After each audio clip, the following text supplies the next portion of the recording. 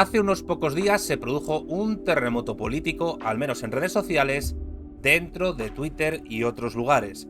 Este terremoto político, que tiene su epicentro en los Estados Unidos de Norteamérica, fue la presentación, el nacimiento del Partido Comunista Americano, el American Communist Party, por sus siglas en inglés, ACP. En este partido, que se escinde del Partido Comunista de los Estados Unidos, o CPUSA, por sus siglas también en inglés, se encuentran personalidades bastante conocidas en redes y en otros medios de comunicación de masas como la televisión allí en Estados Unidos. Por ejemplo, Jackson Hinkle, Haz al-Din, entre otros. Para conocer un poco más las ideas de estas personas que han organizado este partido, tuve la inmensa oportunidad de entrevistar a uno de sus miembros más importantes, Eddie Liger. Eddie Liger es miembro del American Communist Party y al mismo tiempo miembro del Midwestern Marx Institute, el Instituto Marxista del Medio Oeste norteamericano. Dejo abajo en la descripción del vídeo los enlaces a todas las redes de Eddie y al mismo tiempo a las redes del American Communist Party para que los conozcáis. Ha sido tremendamente interesante grabar con él una entrevista porque me ha permitido conocer de primera mano las ideas que defienden a grandes rasgos, tanto a nivel de política interna, dialéctica de clases, como a nivel de política externa, dialéctica de estados y dialéctica de imperios. Hay que decir, y lo notaréis por la edición de la entrevista, que fue realizada en 2 días, por 2 motivos. El primero, porque hubo una respuesta a una pregunta en la primera entrevista que el propio Eddie no estuvo de acuerdo con lo que respondió y quería enmendarla. Esa pregunta, en la cual Eddie tenía que desdecirse de lo primero que respondió, tenía que ver con si ellos serían partidarios de devolver a México los territorios robados, usurpados en 1848. En un primer momento dijo que se votase, pero luego dijo que no porque la colonialidad estadounidense sobre la expansión hacia el oeste ya se había terminado. Y la segunda porque había una pregunta importante en torno a un miembro de su partido, Christopher Helali, sobre su intervención en la guerra civil siria del lado de los separatistas kurdos y de otros grupos políticos contrarios al régimen de Bashar al-Assad. Sobre esto era necesario que Eddie respondiese. Y ha respondido, como veréis en la entrevista. Probablemente no estéis de acuerdo con todo lo que diga Eddie y probablemente incluso le notéis algunas cosas en la exposición de las ideas del partido que os choquen y que veáis incluso contradicciones. Yo, por ejemplo, noto una. El Partido Comunista Americano defiende organizar una suerte de estado civilizatorio siguiendo el modelo de China o de Rusia, uniéndose con Canadá, o mejor dicho, asimilando Canadá, pero sin embargo no están dispuestos a ceder el territorio usurpado a México de los estados del sureste estadounidense para que retornen a México, a la nación mexicana. No obstante, a pesar de eso, sí que hay que señalar algo importante. Hay bastantes puntos de conexión ideológicos entre el Partido Comunista Americano y las vanguardias socialistas iberófonas, y es tremendamente interesante ver cómo la dialéctica en distintos espacios socioculturales permiten a personas con formaciones biográficas distintas llegar a conclusiones muy similares sobre determinados fenómenos. No obstante, a pesar de las diferencias y sobre todo también teniendo en cuenta estas similitudes, analogías y los puntos de contacto, yo diría que se puede abrir a partir de ahora un interesante intercambio de ideas y se podría dar incluso momentos de cooperación entre unas organizaciones, las vanguardias, la vanguardia española particularmente, y el Partido Comunista Americano o Partido Comunista Estadounidense. Sin más, os dejo con la entrevista, que para mí ha sido tremendamente interesante y se ha realizado en inglés para comodidad del propio Eddie Liger. Deciros y advertiros una cosa. Para empezar, he de agradecer a Eddie su paciencia y su generosidad para darme tiempo para poder hacerle la entrevista, y en segundo lugar, tener en cuenta una cosa sobre mi inglés. Llevo más de 6 años sin hablar inglés con un angloparlante nativo, así que os agradezco la consideración de antemano y también se la agradezco a Eddie. Bueno, aquí está la entrevista. Vamos allá. Mr. Liger, thanks for coming to my channel. The first thing is for you, of course, to introduce yourself. Tell us who are you and where people can find you on the internet and in social media. Yeah, thank you for having me. I appreciate you doing the interview in English. I'm still working on my Spanish, but it's not quite good enough yet to where I can do an interview. So I appreciate you accommodating me there. Thank you. Yeah, my name's Eddie Liger. You can find me on TikTok. That's where we have the most followers. At Edward M. Liger is my name there. But You can also find me at Midwestern Marx. I'm a co-director of the Midwestern Marx Institute for Theory and Political, or Marxist Theory and Political Analysis. We're basically a Marxist think tank in the U.S. based out of the Midwest, trying to push class struggle and Marxist ideas, especially in what are known as the Rust Belt states here in Middle America, or the Middle U.S., I should say. And also, I am on the executive board of the American Communist Party, the ACP. This was a party that was recently founded with some thinkers like my brother Carlos Garrido, figuratively my brother, not my actual brother, but Carlos Garrido, and then Haz Aldin and Jackson Hinkle of the Infrared Collective, and some other groups who are focused on class struggle and recapturing the legacy of communism in the United States. So here we are asking you about the American Communist Party. Your party, the American Communist Party, is a splinter of the Communist Party of the United States of America, CPUSA. The first thing I would like to ask you is the reason for this split. What were the reason or the reasons for it? Yeah, there were many reasons, and I recommend people go to acp.us, our website, where you can read the Declaration of Independence from the Communist Party USA. I think something that's really important to emphasize is we did not want to do this. We did not want to create a splinter from the CPUSA. Our original goal was to work within the CPUSA, the Communist Party USA, in order to return it to democratic centralism. And to return it to a communist party that actually serves the American workers and the rank and file of the party itself. Because right now, the party has this theory based on forming a popular front against fascism. And what they mean by that is lining up behind the Democratic Party, the imperialist, pro-capitalist, corrupt Democratic Party that's been actively funding and supporting a genocide in Gaza. They want us to line up behind that party in order to fight fascism. And this is not a line that most people in the party agree with. It's not a line that most communists in the United States agree with. So at the 32nd CPUSA convention, there was a vote and a debate that was brought up surrounding Resolution 5. And Resolution 5 was a vote whether or not to support the Democratic Party. Now, there were a lot of sketchy things that went on around this. Not all of the people who were against supporting the Democratic Party were allowed to speak. 51 people signed up to speak, and only 5 were allowed to speak, and they had their speaking time cut short by the CPUSA leadership, which is a clique led by a guy named Joe Sims, who are staunchly pro-Democratic Party, who are all going to go vote for Joe Biden in the upcoming election. So they did everything that they could to suppress the voices of the anti-Democratic Party forces. So it was still a very contentious vote. But rather than do a paper ballot vote, or rather than do a counted vote, the leadership decided to do a voice vote. So they just had everybody voice yay or nay. Now, reports from within the 32nd annual convention of the CPUSA say that the nays had it, or the vote against supporting the Democratic Party had it. But the CPUSA leadership declared it to be a tie. And because it was a tie, the final decision goes into their hands. And of course, they're going to choose to continue supporting the Democratic Party like they've done for the last 20 years, making the so-called Communist Party USA basically an appendage of the imperialist Democrats.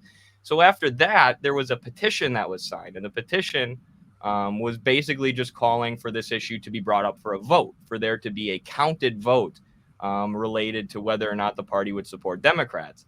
And at this point, party leadership and the Joe Sims clique began purging entire clubs of CPUSA and purging any member who would bring up Resolution 5 and the vote to support Democrats in this petition for a special convention.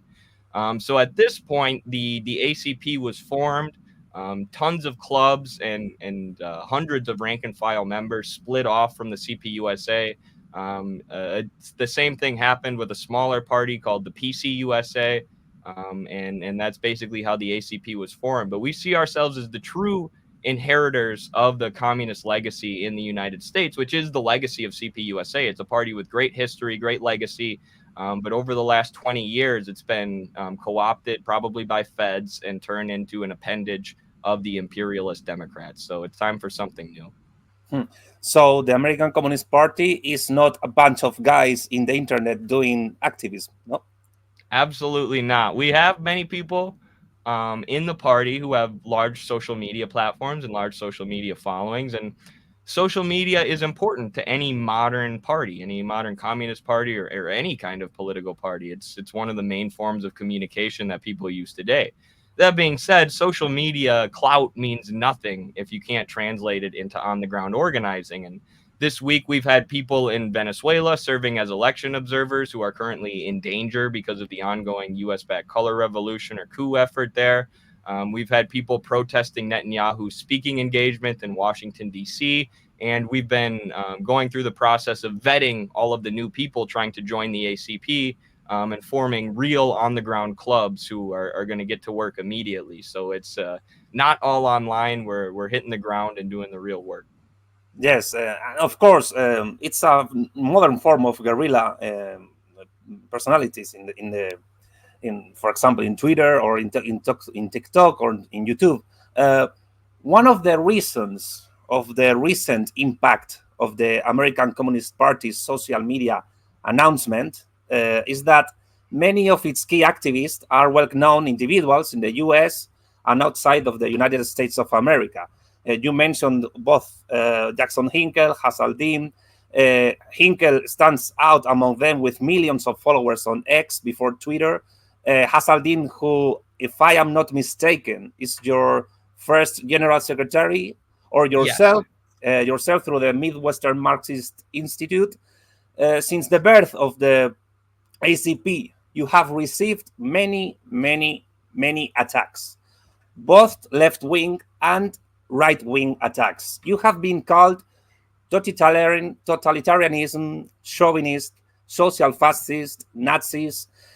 How are you responding to these attacks? Yeah, great question.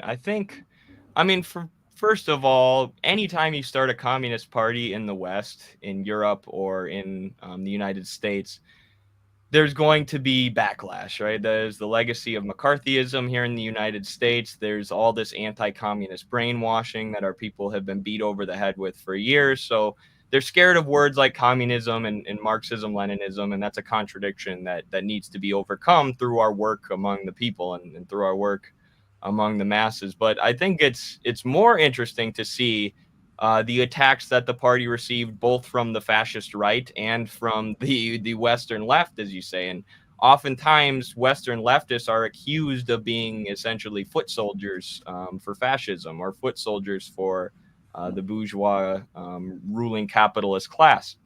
And that's exactly what we've seen with the launching of the ACP.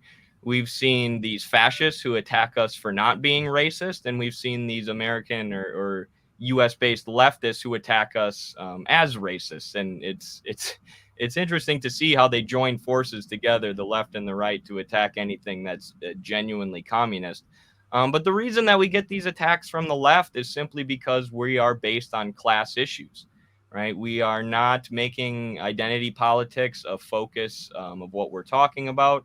We're talking about bread and butter issues that affect the U.S. working class, and we're talking about anti-imperialism, right? Those are the core principles of our outlook, the core principles of our party: anti-imperialism and class struggle. So we're not getting bogged down and all this identity politics stuff that we feel has plagued the Western left for the last 40 to 60 years and has been propped up every step of the way by the Central Intelligence Agency and the Ford Foundation and other NGOs. Of course, the Congress for Cultural Freedom was a very famous CIA program intended to push out propaganda and basically in a lot of ways push the left towards a hyper focus on gender, sexuality, race, and identity politics. So we're getting away from that. And because of that, the Western left that is deeply infected by these identity politics sees us as racist. They see it as racist to put a focus on class and class struggle. They see the middle Americans or Midwesterners here in the United States, they see a lot of them as a basket of deplorables. They see anybody who voted for Donald Trump as a fascist, even though me, as someone living in the Midwest United States, I know a lot of the people who voted for Trump only did so because he promised to drain the swamp. He promised to combat corruption. He promised to bring the jobs back and combat the free trade deals of folks like Bill Clinton that allow a lot of good paying American manufacturing jobs to be outsourced overseas, where the corporations can benefit off of cheap labor. So, we see these people as potential socialists. We see these people who voted for Trump as people with a sort of false consciousness who can be reached and be reoriented towards socialism or communism. We don't see them as a basket of deplorables. So that's the attacks from the left. When it comes to the attacks from the fascist right, I mean, or even just from the conservative right, that's just what we come to expect as communists. But it's interesting because they don't necessarily know how to deal with us because they're used to debating liberal leftists who have this hyper obsession with identity politics. So all their arguments, all the right wing's arguments are based around, you're just a woke liberal. But they have a harder time dealing with us because we are based on class struggle. We are based in a Marxist-Leninist understanding of the world that makes us more equipped than the leftists to combat these fascist arguments. And these fascist arguments are growing in the United States. Folks like Nick Fuentes are gaining steam, gaining followers. So they're going to need to be combated by someone. And I think the ACP is the force to take up that mantle. And not only in the United States, it's a very common cliche in all Western Europe, for example.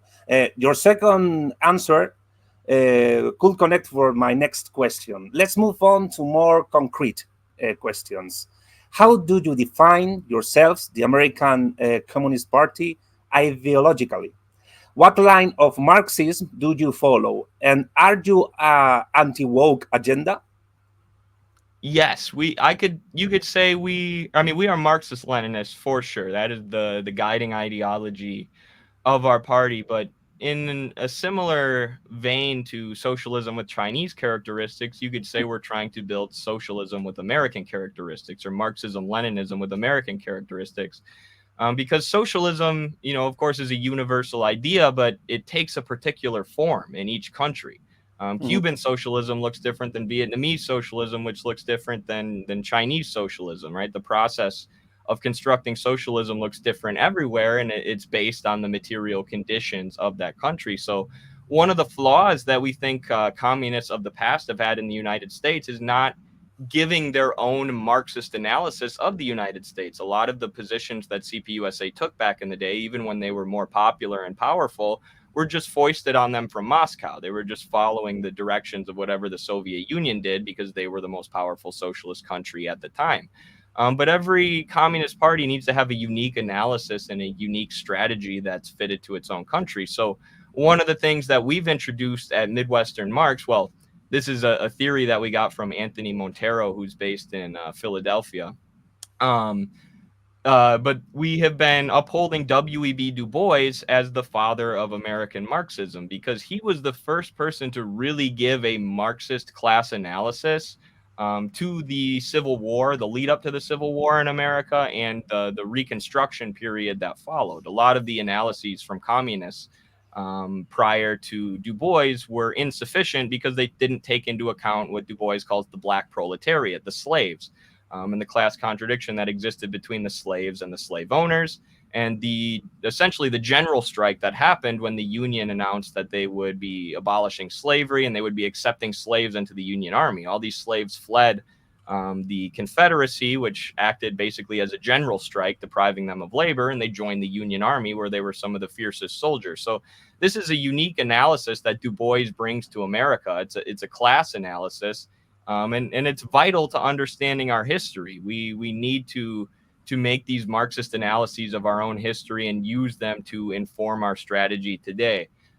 So we are Marxist-Leninists with American characteristics, I would say. And as for the woke agenda, do we reject it? Absolutely. That we have a saying at Midwestern Marx, and I know the guys at Infrared have adopted it, and others in the ACP have started saying it: be neither woke nor anti-woke. Right. So we don't want to be woke. We don't want to push identity politics on people. We recognize the way that identity politics distracts from class politics. We recognize that identity politics is being pushed on the American working class by NGOs and by arms of the ruling class. We now have the CIA doing these woke commercials, talking about how they have non-binary CIA agents and how progressive and wonderful that is. We reject that completely. It's woke imperialism is a real thing. Wokeism has become the ideology of the ruling class in many ways. But then you have these folks like Ben Shapiro on the anti-woke right who have made careers just bashing this stuff, right? Who have made careers just bashing identity politics and bashing the liberal left. And they have no real politics or no real beliefs or no real positions of their own that aren't, just establishment, pro-imperialism, pro-capitalism. So they're essentially just grifters. They've created a career for themselves bashing the liberal left by being anti-woke, and we reject that as well. The real solution to woke imperialism is class struggle, is a dictatorship of the proletariat, is working class organization. So that's how I would say we look at that. So you are against both Judith Butler and, for example, Jordan Peterson. Yes, exactly. Another specific question, Eddie, about the working class in the United States. Your country has a very high level of electoral abstention. In spite of the media coverage of the Democratic and Republican parties, when I prepared this interview with you, I was checking some historical statistics. Specifically one in which between 1908, first years of the past century, the 20th century, and 2020, the year 2020, abstention in the US averages around 40% of the population.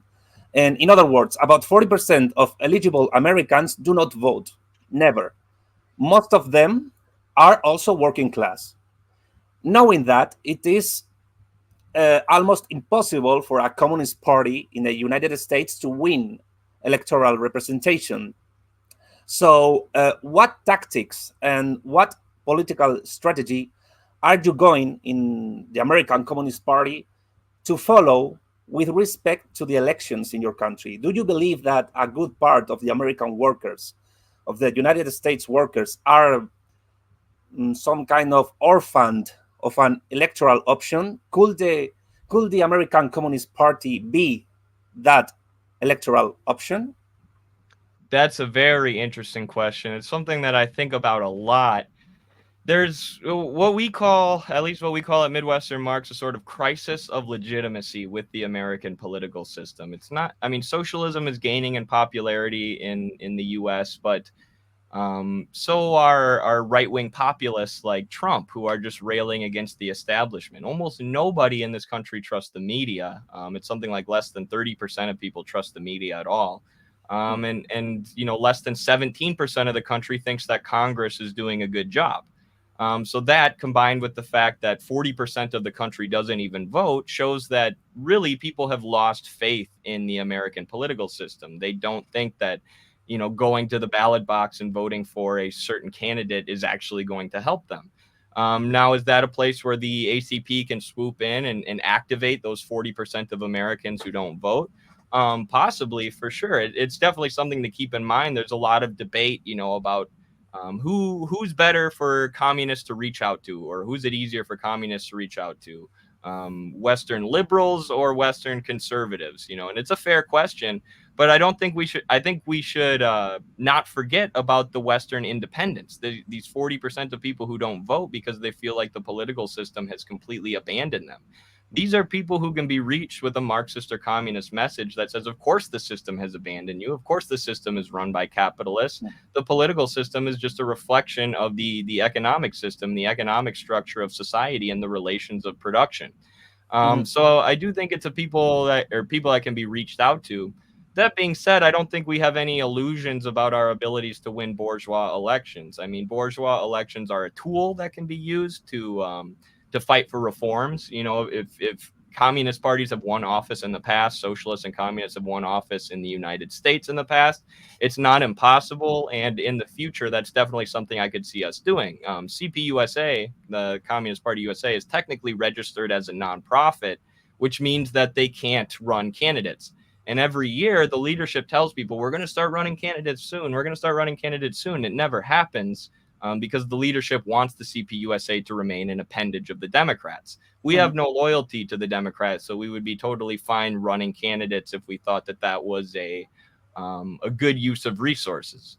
That being said, one of the reasons that I became a communist was because I was an active member and I was actually employed by the Bernie Sanders campaign in 2020, which was a social democratic, self-described democratic socialist campaign that was pushing for things like universal health care and relieving some of the student debt that a lot of young people have in this country, and a lot of, socialistic economic reforms. And the extent that the Democratic Party went to in order to rig the election against Bernie Sanders, and the extent that the media went to in order to smear him as this, evil communist trying to take over the United States and execute everyone who doesn't agree with him, was insane to me. It was like they pulled out all the stops to smear this guy who was just a very mild social democrat. There was WikiLeaks revealed that the Democratic National Committee or Convention was illegally collaborating with the Hillary Clinton campaign in 2016 in order to defeat Bernie. And this isn't a socialist. This isn't a communist. This is just a guy who wants very, very, very mild reforms like universal health care that the rest of the world already has. So if they'll go that far in order to destroy a social democrat, we have to understand they'll go much farther in order to destroy communists. So that limits what we can do in bourgeois elections, although it's a tool that we should never forget is there. Mm-hmm. Neither the Democratic Party nor the Republican has been able to prevent the, this is an economic question, the industrialization of the United States, and specifically of the Midwest, where the Copper Belt, once a major industry, is partially located. This deindustrialization has been due, among other reasons, of course, to the relocation of United States companies to Southeast Asia, and also to the People's Republic of China. Donald Trump has promised to recover industry for the United States, but really, in fact, his economic policy measures, in truth, has been less protectionist than those of Biden, from a point of view, who has publicly supported strikes and various unions, as you know. However, from outside the United States, it seems that within the U.S. ruling class, the grand bourgeoisie, there is a fight to the death between what I will define as, in one hand, the industrialist and nationalist bourgeoisie, and on the other hand, the cosmopolitan financial bourgeoisie. That is, Donald Trump and Peter Thiel versus Larry Fink and George Soros. Larry Fink, president of BlackRock.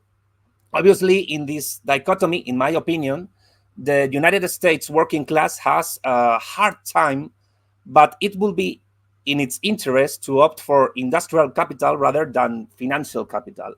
What is your position as a militant from the American Communist Party on this struggle between capitals within the U.S. ruling class?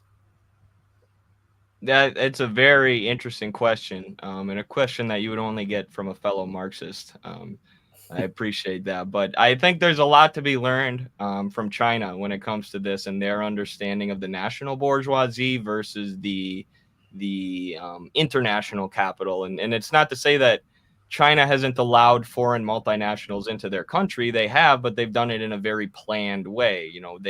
These foreign multinationals, if they're going to make money off of China's markets, including their labor markets, they have to play by China's rules. They have to play by the rules of the Communist Party, which means everything is aimed towards development, developing things that raise everybody up, which industrial national capital does much more than parasitic multinational finance capital, which is largely what the U.S. is dominated by now. Our population is drowning in debt.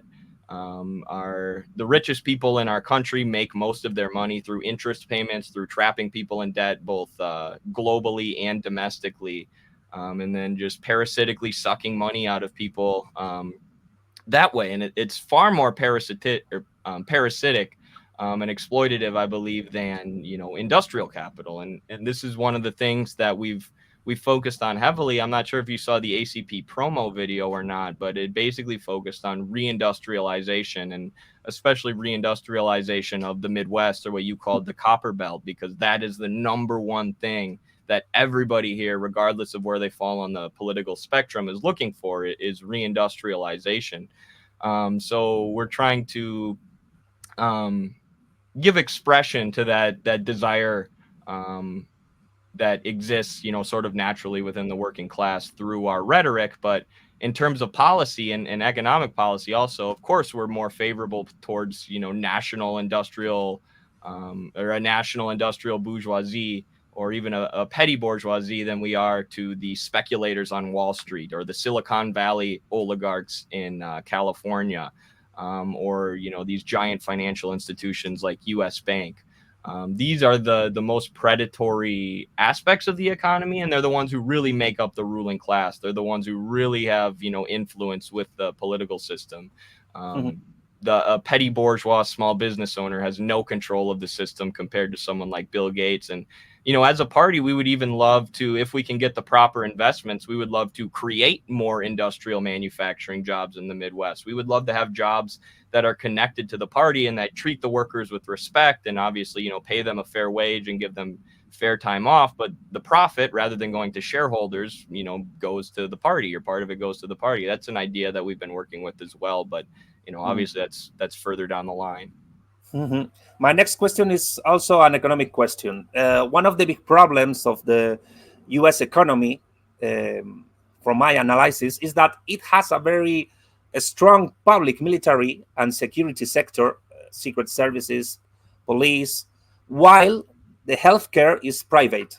This means that people in your country who cannot afford good health insurance will not have adequate health care, not to mention the people who die in the US simply because they are poor. What model of public sector does the American Communist Party advocate?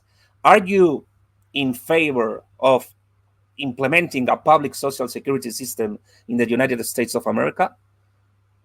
Yeah, I think that, and Medicare for all, are you asking about the specifics of the healthcare policy we'd like to see?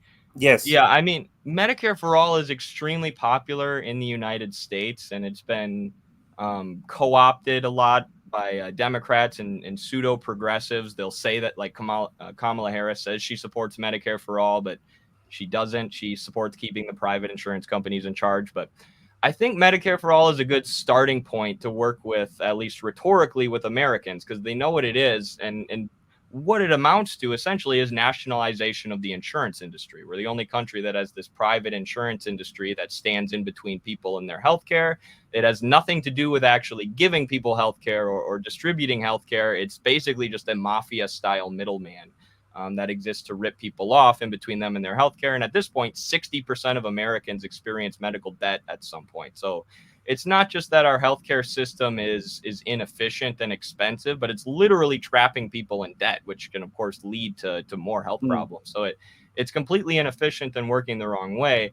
That being said, Medicare for all is only a half measure, right? There are people who said that Obamacare, or the public option, was a half measure. No, that was a corporate policy designed by Mitt Romney in a insurance company think tank. Obamacare, or the public option, is not a socialistic policy. Medicare for all is a move towards a more socialist healthcare system, but it's not enough, right? You're still going to have the giant opioid companies and the shareholders who created the opioid crisis and the crisis of addiction in this country and got so many people hooked on heroin and other street drugs. You're still going to have, for-profit ambulance companies. You're still going to have for-profit doctors' offices and physicians. So the whole thing we need to at least move towards making the whole thing public. And I'm not saying the whole thing needs to be brought under government control right away. That's not how it works in socialist China. But the system is heavily regulated by the government. So even the private firms that exist in China, they can't rip people off the same way they can here in the US. They're still under the control and the regulation of the party. So basically, I think we need a fully public healthcare system We need to move to nationalize the pharmaceutical companies as well as the insurance companies. But I do think Medicare for All is a good starting point, at least rhetorically, to start talking to Americans about public health care. You have published your manifest some days ago, but we have not yet been able to read your political program. When will it be ready? The executive chairman, Haas, is working on that right now. And then we will obviously, everybody in the executive board, which is the highest body within the party, as well as the Politburo, which is the second highest body, will review it and, add edits. And then we will create a final draft and put it out. But hopefully that will be out within the next week or two. Okay. Eddie, I must ask you this question. There are some people on the internet who claim that you are the American Communist Party, a creation of the US Secret Services to capture national and international information from communist, socialist, and revolutionary militants opposed to the US power. And it is well known that even the Communist Party of the USA, the CPUSA, has, until now, among its militants, people who work for the US Secret Services. So what guarantee can we have that the ACP is not a creation, once again, of the US Secret Services? Yeah, I mean, I can just give you my word. It's hard to disprove all of the things that are coming out. Like someone the other day they said that our website was created by not by the CPUSA, maybe by the CPUSA, but they said our website, our Midwestern Marks website, was created by the FBI, the Federal Bureau of Investigation, paid for our domain name or whatever. And I showed the payments in my bank account that I make every single month for our website. I posted a screenshot. So, I can go through and debunk individual claims like that. But I mean, really, it just comes down to, we have to earn the trust of the people. We have to earn their trust through working in their communities. And there will be federal infiltration of any communist party in the United States. Like, I'm sure there are already federal agents who have applied to join the ACP. But the solution to that is Marxism-Leninism, grounding your party in a theoretical outlook, and democratic centralism, right? So even if feds do infiltrate the party, which we're trying to prevent through our processing process and our education programs at the lower levels of the party, or when people enter the party. But if you have democratic centralism and you have a party with really good, high quality people who understand things theoretically, it becomes impossible for the feds to infiltrate your party with ridiculous ideas, because those ideas will be debated and they won't win out democratically. So the key for us is to stick to democratic centralism and not have a party that's based around having a few internet influencers, but having a party that's really based in its rank and file, and that's based in a deep theoretical understanding of Marxism. And when it comes to the accusations against us, there's some accusations that we are CIA, that we're FBI, that we're US State Department plants. And then there's other people saying, one of our executive board members went on RT, Russia Today, and they're like, isn't this interesting? The ACP is already on RT. Doesn't this prove that they're foreign agents or whatever? It's like, what are we? Are we agents of the CIA or are we agents of the Russian government? Because we're going on RT. But the CIA doesn't like RT. They don't like Russia. So, or maybe double agents. More interesting. Right. So yeah, we just have to prove ourselves through the work. Is short answer. Now we will start the second part of the interview. Now I would like to ask you some questions about international policy issues, about foreign policy, about the geopolitics of the American Communist Party. You are a geopolitical analyst, so maybe it will be interesting for you. Some time ago, Jackson Hinkle stated that the United States of America should conquer Canada, and even put a map in his X profile with Canada and the US united as a single state. Do you formally defend this in the ACP program? And do you think that Canadian communists will be agree with you? for one, we do support Quebec independence. Quebec independence was something that was supported by Stalin. It's something that's still supported by the Quebec Communist Party. So, you know, our positions on Canada are based on what communists in Canada are saying. That being said, the vast majority of communists in Canada don't see Canada as a real country. They see it as basically six corporations in a trench coat, pretending to be a country. It's the northern part of Canada has a tiny population. Most of the people in Canada are living right on the border of the United States. And many of them are in favor of being connected as one giant civilizational state. And this is a theory that has been produced by Haz al-Din and our comrades at Infrared, but it's one that I've come to agree with, in that there's a lot of advantages to having a civilizational state like China or Russia compared to having, you know, all these different isolated individual states like there is in Europe.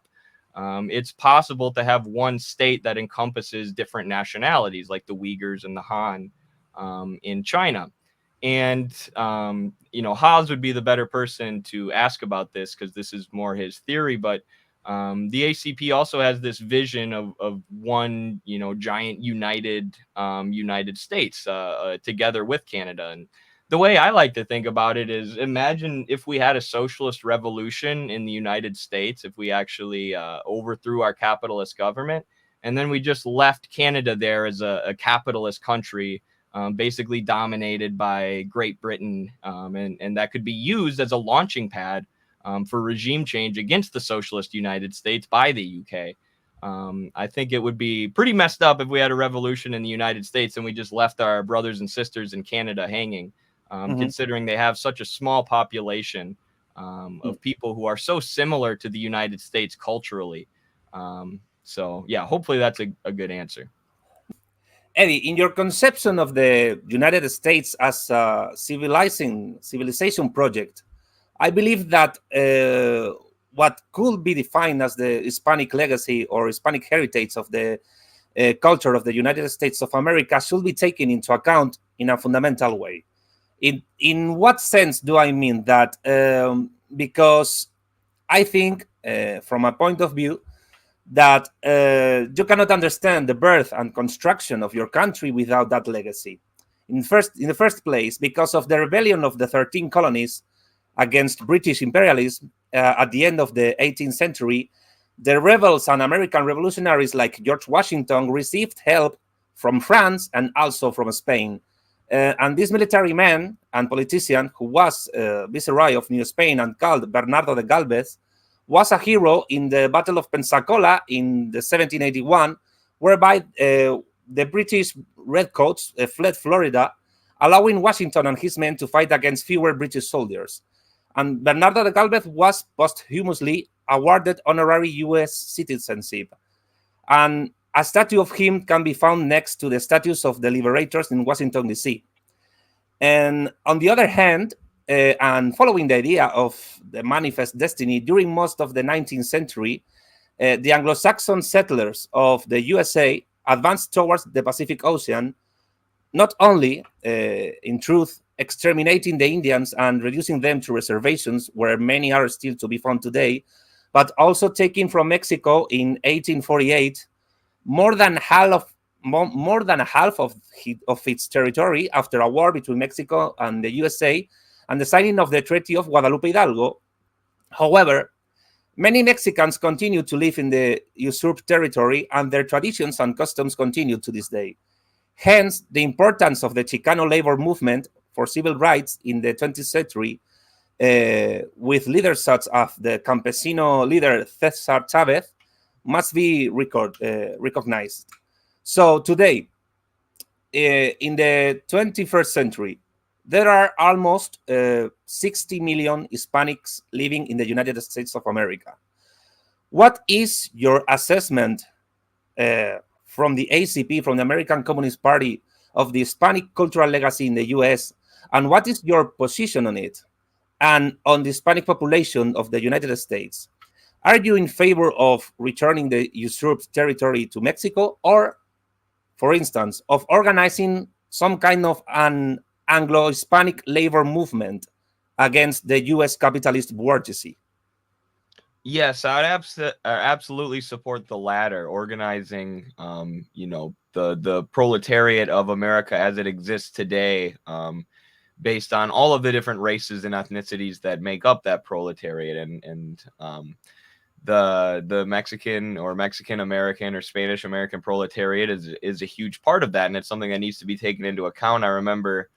And Bernie Sanders is a social democrat, of course. He's not going to be joining ACP anytime soon, but that was a big strategy of his campaign in 2020, was to reach Mexican Americans and immigrant laborers based on issues that were important to them, which were usually just broad class-based issues. Now, I do think, the process of settler colonialism has already played out in America, and at this point, most of the Mexican Americans living in those usurped territories see themselves as being Americans. They wouldn't vote in favor of ceding that land back to America, but at the same time, their culture and their heritage is still really important to them. So that's something that we need to remember and take into account. I think a really good model, and this might sound crazy to Americans who have been tricked by the propaganda into thinking that there's a genocide going on in China, but it's quite the opposite. They have this Uyghur autonomous zone where,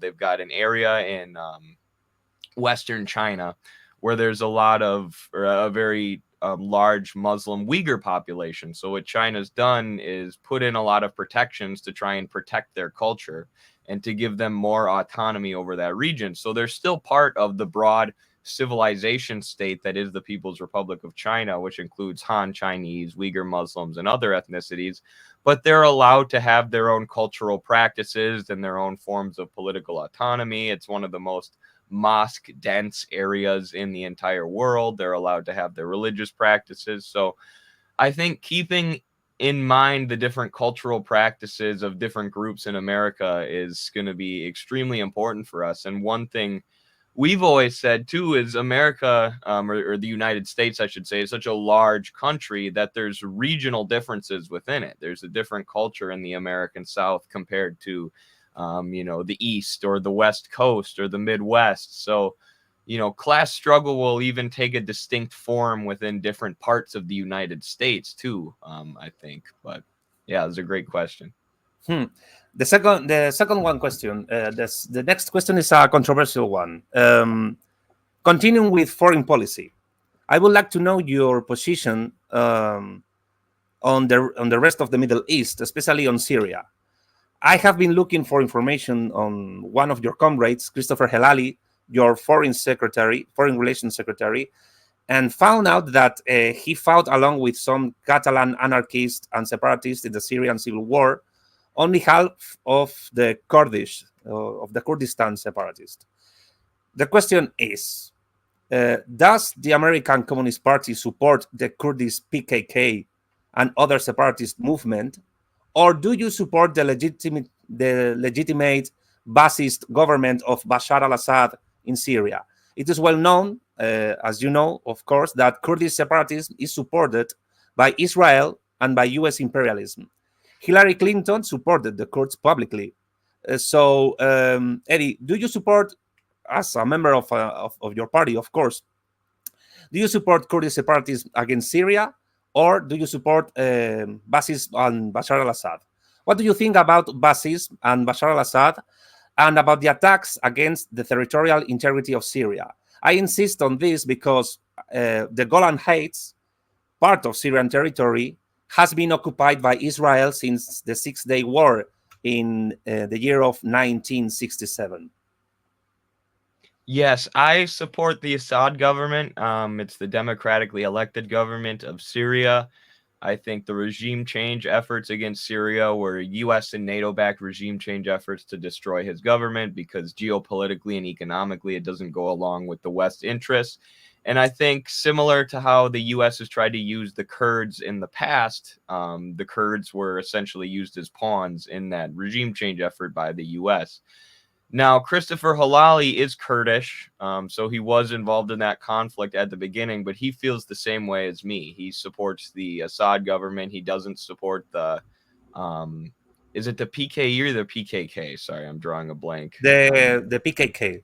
PKK, right? He doesn't support the PKK, and I would encourage people who are worried about, because it makes sense that people would be worried about, one of our members potentially being involved in a regime change effort. But if it is something that you're concerned about, I would recommend going and looking up Chris's explanation of why he's now against the PKK and why he thinks it was that the Kurds were being used as pawns. Because he's got Kurdish roots, he believed in their independence, but as he was fighting in that conflict, it was in the very early years, all of a sudden he started to see more U.S. military presence and more U.S.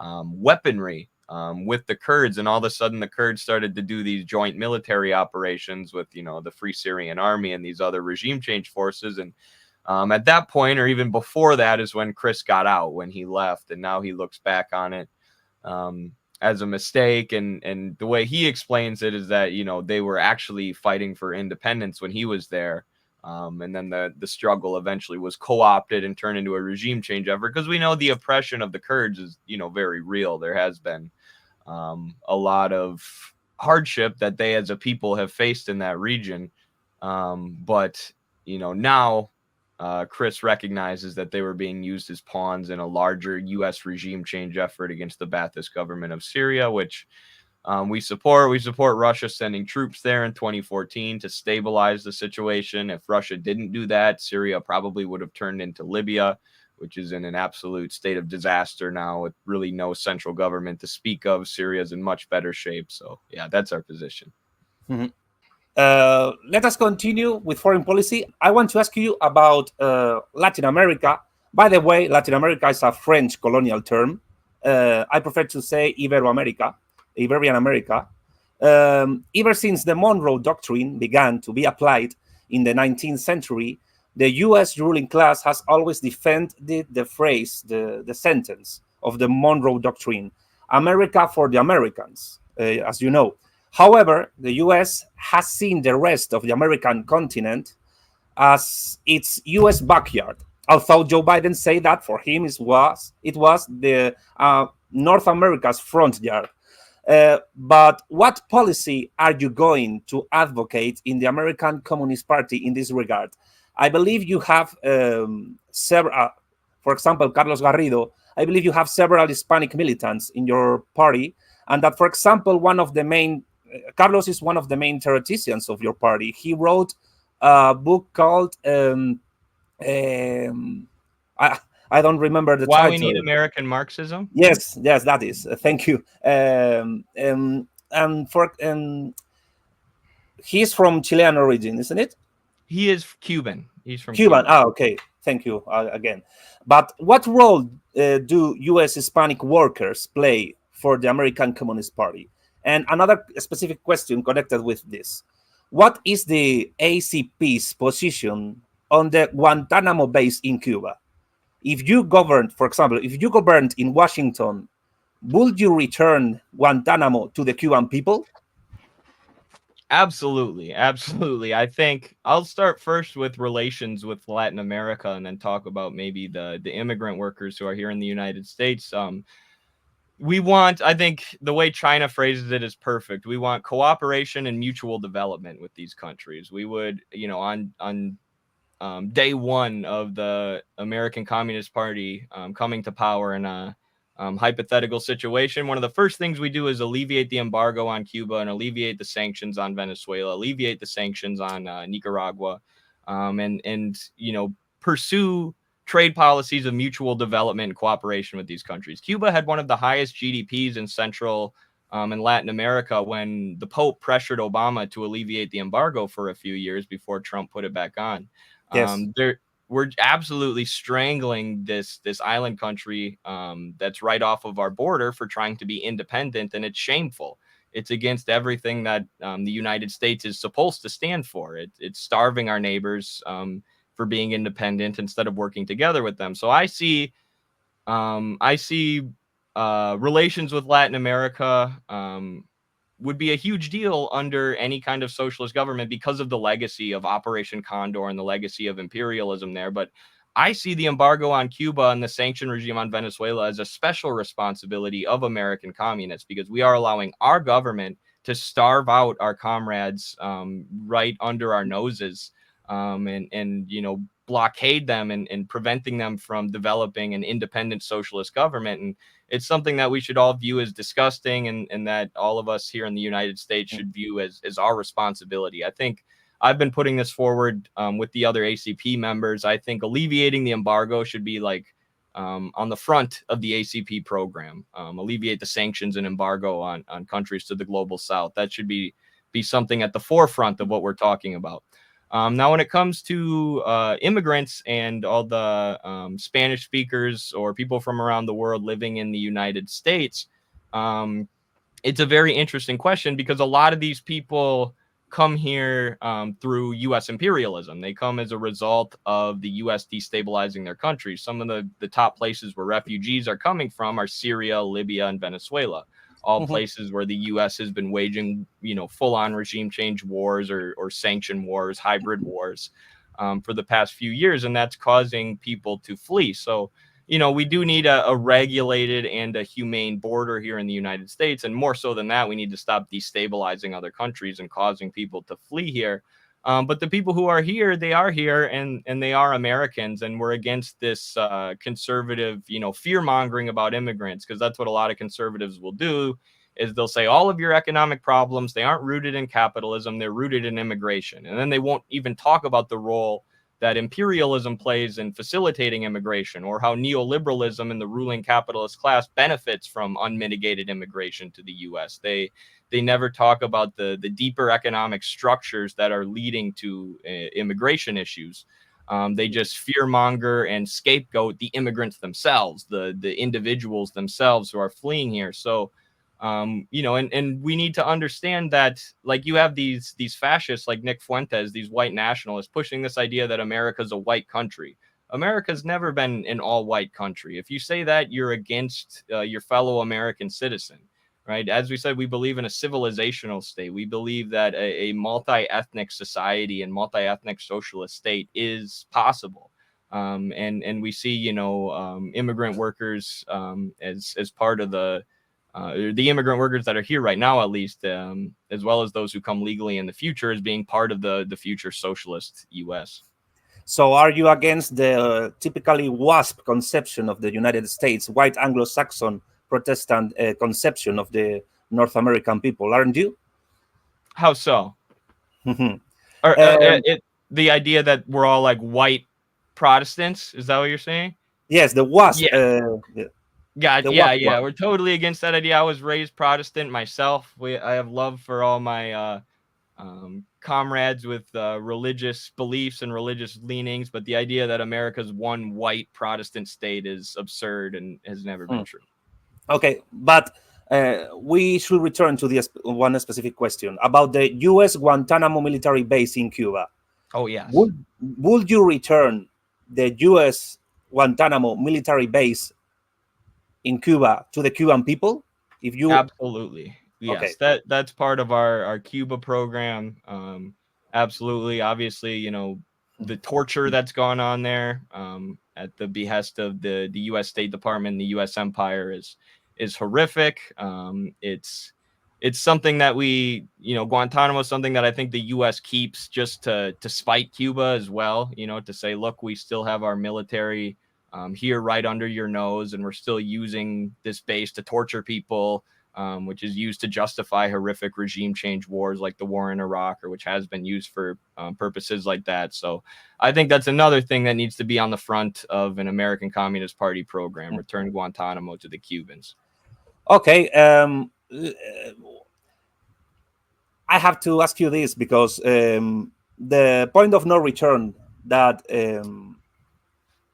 is the argument of the split between the CPUSA and the American Communist Party is the issue about the Israeli-Palestinian conflict.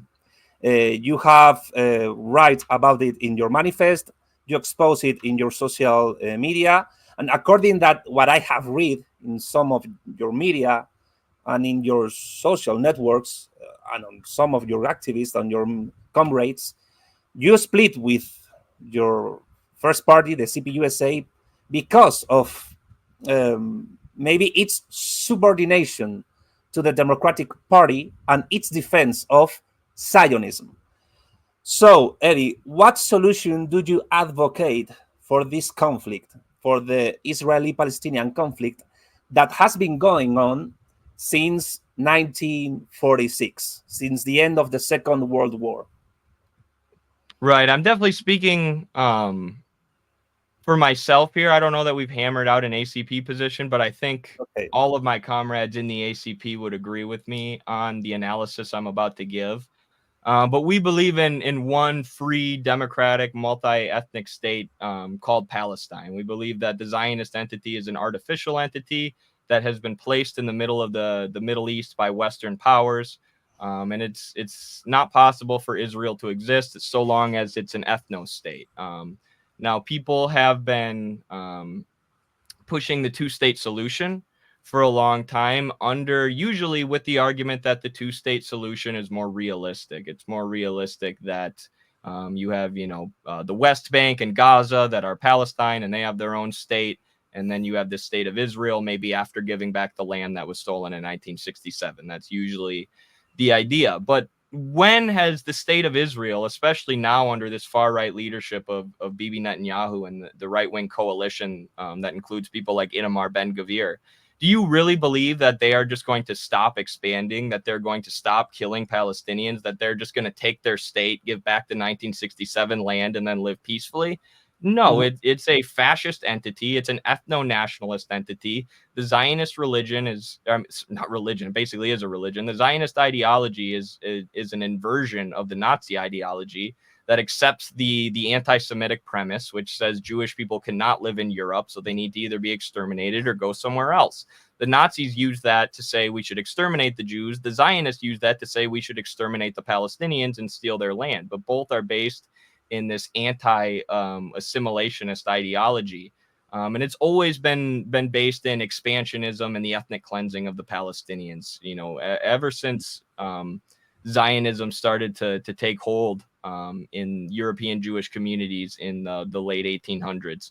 And now what you're seeing is Israel has been so provocative and they've been so violent towards the Arab powers in this region that now you have groups like the Houthis and Hezbollah and Hamas, the three H's, as well as countries, non-Arab countries like Iran and Arab countries like Syria, who are continually turning against Israel. And, Hezbollah has really decimated northern Israel. They've done an extreme amount of damage to the infrastructure there, to the Israel's military capacity there. So you're seeing all of these Arab and Muslim countries turning on Israel and starting to reject it from the region, starting to reject this unnatural entity that's been placed there by Western imperialists. So I think a far more likely solution than a two-state solution, than Israel agreeing to stop expanding and being an ethno-state, is the Israeli state eventually dissolving? Is the Israeli state eventually collapsing? And, there will be human rights issues that stem from that, but the main nobody's saying that Jewish people can't live there or former Israelis can't live there. No, of course they can live there. The problem with Israel right now is it's an ethno state.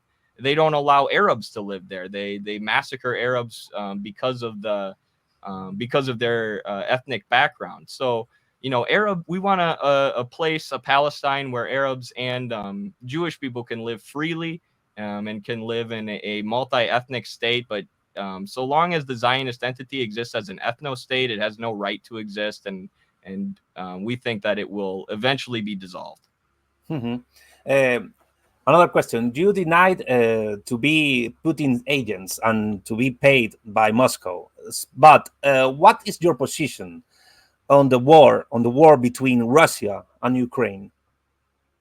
Yes, great question. We are sympathetic or supportive of the SMO, the special military operation against Ukraine. We believe that NATO and the United States, and through NGOs and arms like the National Endowment for Democracy, backed a coup in Ukraine in 2014, which allowed fascist militias to be filtered into the actual Ukrainian military.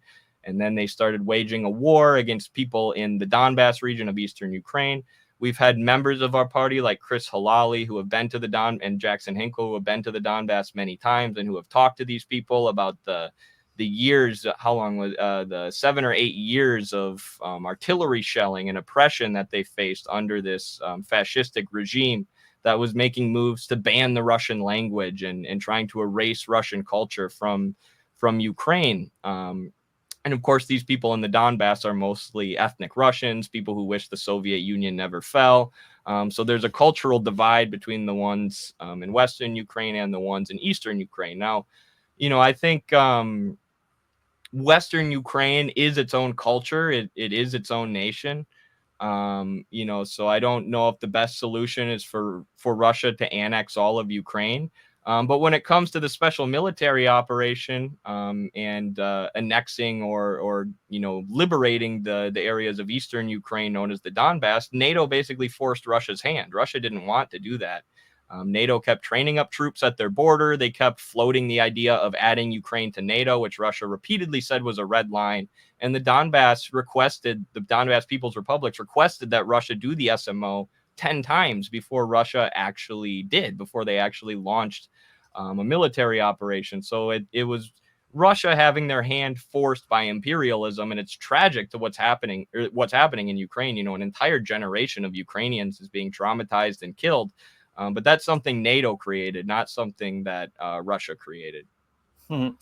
The next question is a theoretical question, and it's about another accusation of your enemies, particularly the left-wing enemies of the American Communist Party.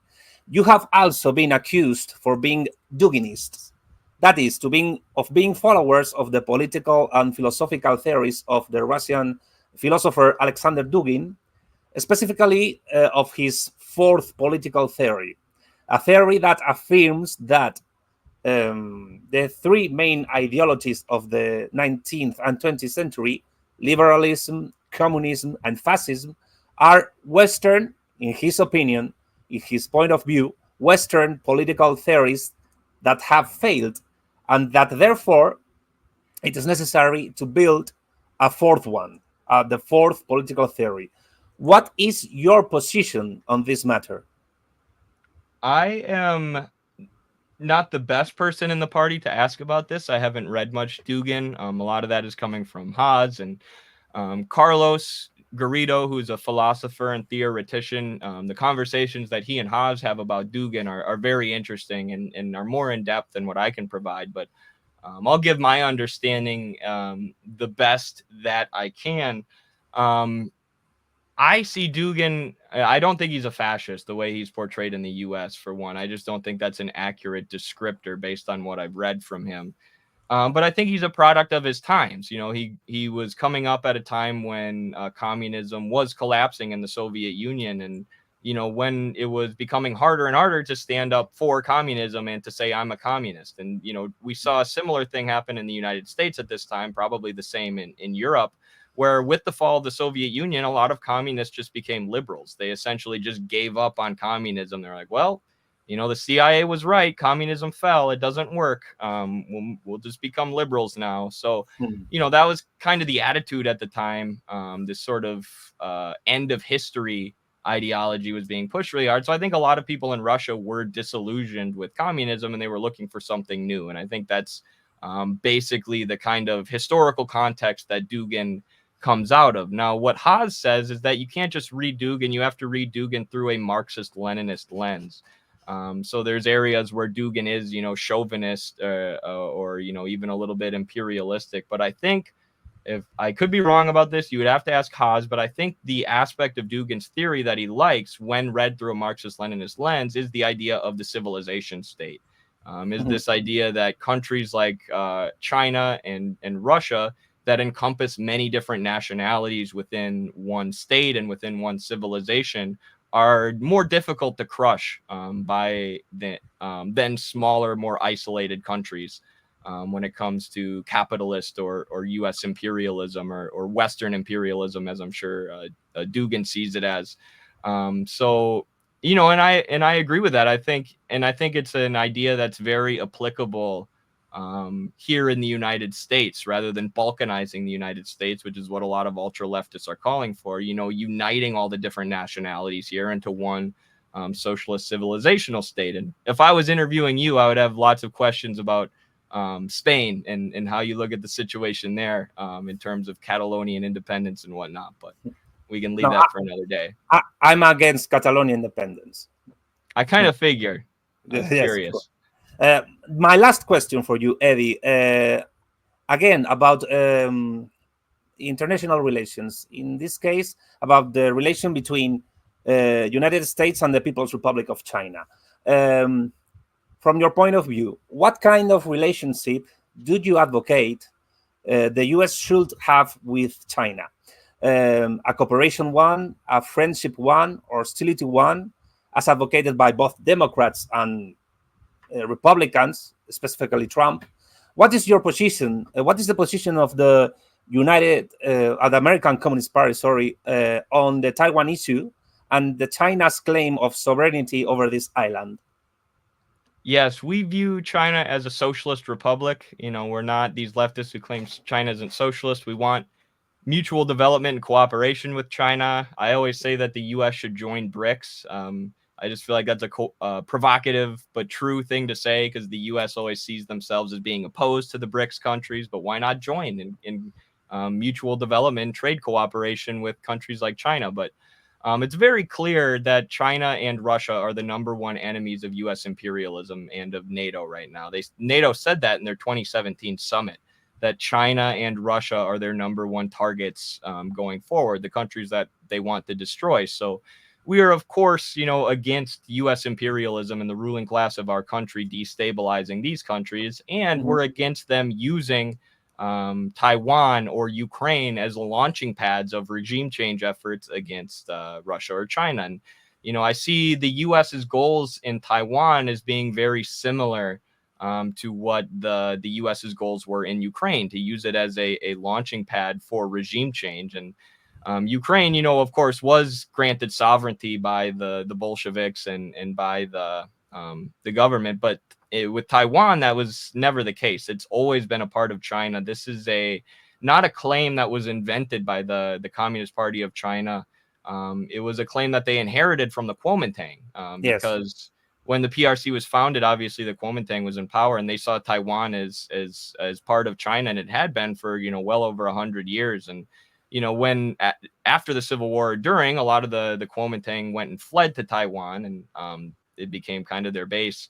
But even today, you know, most of the people in Taiwan aren't separatists. Most of the people in Taiwan see themselves as being a part of China. So yeah, we see it as one country, and the U.S. provocations using Taiwan are detestable, and their attempts to promote separatism are as well. It is very interesting because modern Kuomintang in Taiwan also reclaimed the independent Mongolia as a part of the Republic of China. I didn't know that. Yeah, it's a very interesting question. So, Mr. Eddie, Comrade Eddie Leider, thank you for coming to my channel. Nothing more on my part.